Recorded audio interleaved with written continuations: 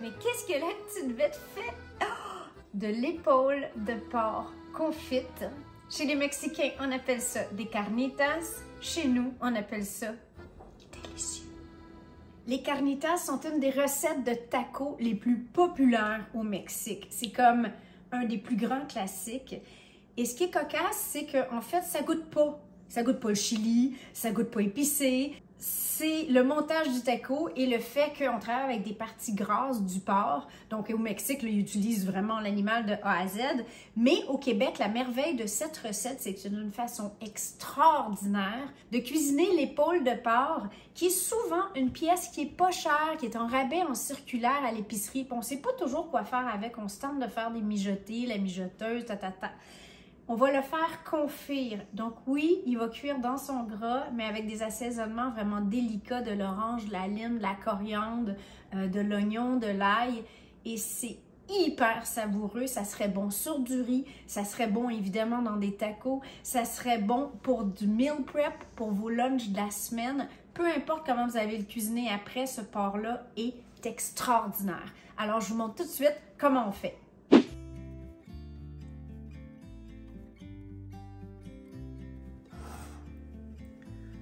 Un petit peu comme dans notre recette d'épaule de porc, 3 ingrédients, ce que je vais faire, c'est que je vais faire un dry brine, donc une saumure sèche, moitié sucre, moitié sel. Là, j'ai mis une cuillère à soupe de chacun. Je pense que ça va être assez. Le but est simplement d'assaisonner la viande avant la cuisson. Ça va aussi aider à l'attendrir. Je vais lui donner évidemment une saveur. Non, Rio, c'est pas pour toi. Non, c'est pas pour toi. Voilà.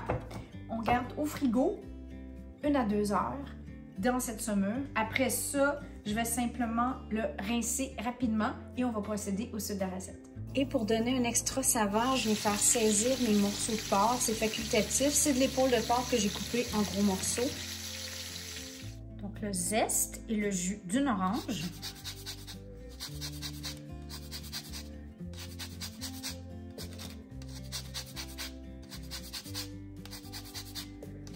Ça sent vraiment bon. Ouais, l'orange. Bio. Évidemment. Idéalement.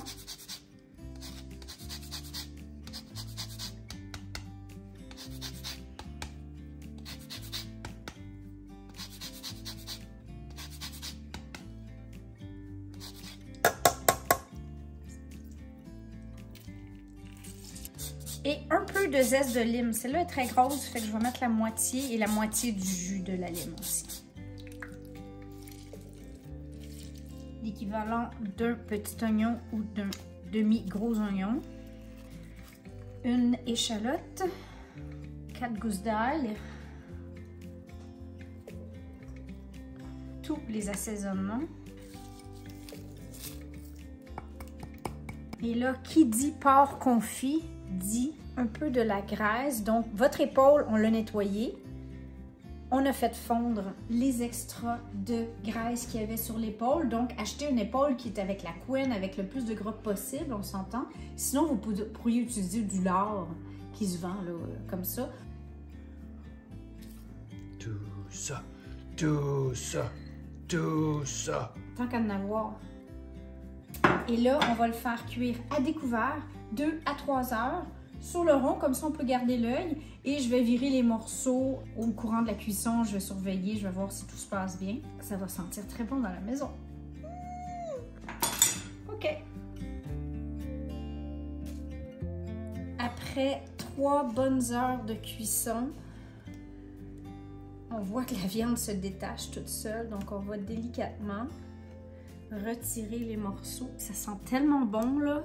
Ah, les kikis, vous comprenez pas, ça sent l'orange et l'oignon. Ça sent pas mexicain, vraiment. En fait, ça sent presque le canard à l'orange. Et ce qu'on fait pour les carnitas, vu que ça prend un peu de lard, donc de graisse de porc fondue, pour faire cette recette, pour en faire un confit, je passe toujours mon bouillon qui va séparer avec la graisse sur le dessus et je conserve la graisse au congélateur pour la fois d'après. Au Mexique, il se vend en épicerie de la graisse brune, donc de la graisse qui a déjà été utilisé pour faire les carnitas. Donc, la première fois, ça va être plus pâle et plus ça va aller, plus c'est foncé. Carnita.